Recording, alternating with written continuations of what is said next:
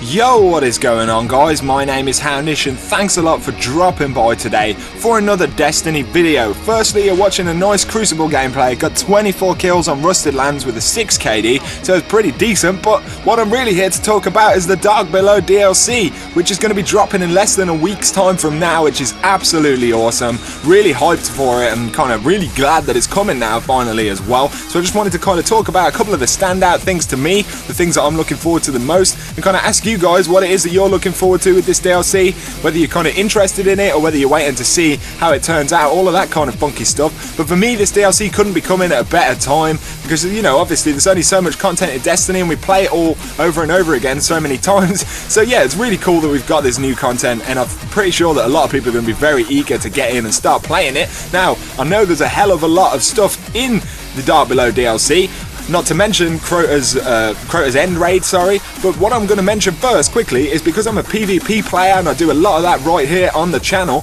I wanted to talk about the new Crucible maps, which I will be covering next week when they're released. I'll be doing a little bit of gameplay on them. If you kind of haven't got them or haven't checked them out yet, you'll be able to come and see them right here on the channel. But we've got these awesome new maps, including Pantheon, Sky Shock, and the Cauldron. Now these just look in general really awesome. I think they've picked kind of the best, you know, visual locations to put them in. You know, the cooler kind of areas. I think the moon is definitely an awesome place to kind of have a PvP battle. I really do enjoy the general kind of look of anything that's on the moon in Destiny, you know, the general style of it and the kind of tone of it. So that is really cool. But Pantheon is kind of a standout map to me. Now this one is basically in the Black Garden on Venus, so obviously visually it's pretty incredible. You know, I love the fact that you've got this one side where you can look out into the kind of Black Garden, which is going to be really cool, and then you've got this totally symmetrical kind of layout to the map, which is going to be really interesting as well to see how that turns out and how it kind of plays out with the kind of player base whoever has this DLC. And it's going to be interesting also because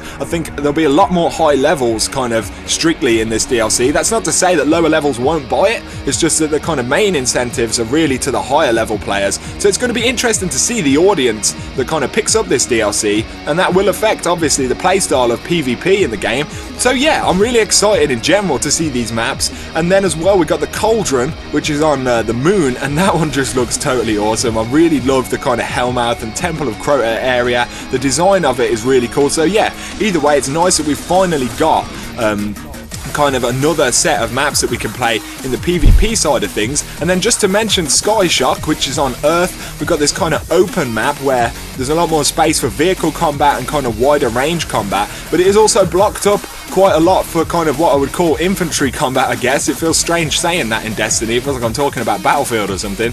But yeah, I guess it is infantry combat. And so yeah, that map is going to be kind of a good mix of different kind of spaces and styles in the game. So either way, I'm really hyped for the new PvP arenas. And it's going to be interesting as well to see how they kind of matchmake them. Hopefully they'll have a separate matchmaking kind of space for them so you can get straight into those DLC maps and you don't have to try and play through until you get one, because that would be an absolute nightmare. But now to move on to kind of the main content of this DLC, we've got the Crota's End Raid. Now this is going to be the incentive for a lot of people to have this DLC, not only for the gameplay element, even if they're not kind of interested in the gameplay element. There's going to be a lot of high level players who want to reach the new level cap of 32, and it's really cool that we're going to be able to get new gear, and obviously that means a lot of grinding again and then a lot of upgrading and kind of collecting of materials, but that's what this game is about at the end of the day. So yeah, it's a little bit like a restart in a way, like you're starting afresh with a whole bunch of new stuff, and that's really going to be cool. It's going to give us a lot of drive to carry on and play in the game.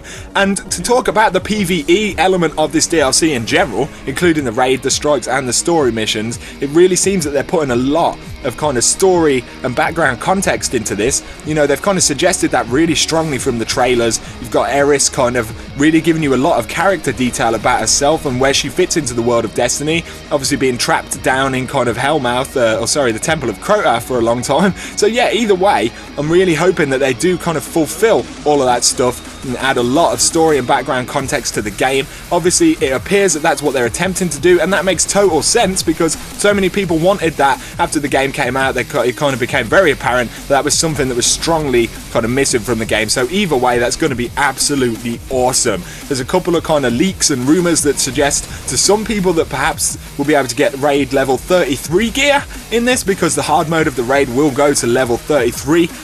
which is kind of an unusual suggestion. I've heard of some kind of fairly big Destiny YouTubers mention that, but I don't see that we would necessarily get raid level 33 gear in that. It hasn't been confirmed by Bungie, and also it is a hard mode level of the raid, so I don't see why they would kind of give us the gear from it, because that kind of makes the hard mode be a little bit void. But either way, I'm not saying it's not possible, so we're going to have to see how that one turns out. And then obviously we've got new subclasses, which is going to be really cool to check out how that turns out, and armor as well, and kind of weaponry, and a whole new like exotic system where hopefully we'll be able to kind of upgrade previous exotics. That's what's been suggested, whether they're weapons or armor to some level, at least to give us more defense or more attack, not necessarily to change their levels. I don't know entirely how that will turn out, but it's going to be interesting again, like I said. So what is it that you guys really want to see in this new DLC? What is it that you're most kind of excited about? For me, it's going to be really cool kind of working out all the levels of the raid again. We forget that kind of when we had the Vault of Glass, we had to spend so much time kind of learning how to do each level, the little tips and tricks that kind of help you get through it. And, you know, kind of, yeah, in general, that took a little bit of time to work out, because raids don't give you kind of direct instructions on how to beat a level. You know, there's a little bit of guesswork involved there. So that's going to be really fun to kind of spend some time working out again. And it appears that we have kind of some kind of plate at the start of the new Crota's End raid where we have to kind of stand in and control in order to form some kind of bridge, which is pretty interesting. A bridge to get us into the raid, which is in contrast to kind of the Vault of Glass, where we had to form the spire to open the gate. So either way, I think that's really cool, and it's kind of locking down some of the signature elements of raids and how they kind of operate in general. But like I was saying, learning all the different levels and how to kind of play them is going to be really awesome. And then a couple of things just to mention finally right here. It was kind of suggested by one of the Bungie devs on Twitter. Now this is kind of leaked and potentially a little bit of an assumption from some people, but either way, they're talking about potentially having light level 30 gear just dropping, you know, in standard raids or in some other kind of way in the game after this new DLC comes out. And obviously we had to play raids or the Iron Banner more recently to get any of that gear. But so yeah, that's going to be interesting to see whether they do that. I guess the main reason to do that is to kind of encourage more people to get this DLC, because they'll go, well, hey, I'm level 30 now, I've reached the top, so I should probably pick up the DLC and go a little bit further. And obviously anyone who wants to continue playing the game, the incentive to buy the DLC is, you know, very strong. So I do have to say, on Bungie and Activision in particular's part, the kind of marketing for this is quite intelligent. You know, they're doing a good job of making us want this DLC, which is fair enough, but hopefully they do deliver the kind of content that we really want as Destiny players across the PvE and PvP alike. But for me, it's looking really promising right now. So like I said, I will be covering some of the content that comes in the DLC next week, particularly the PvP maps. I will try and post gameplays of all of those maps, so do let me know down below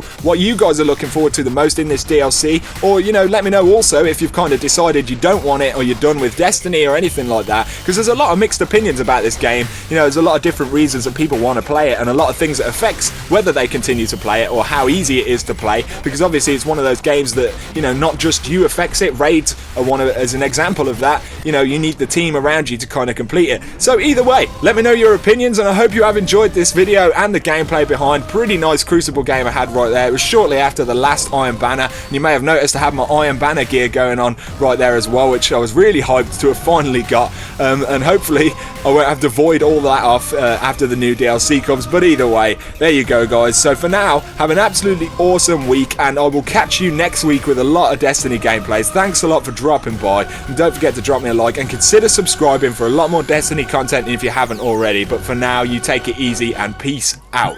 Goodbye.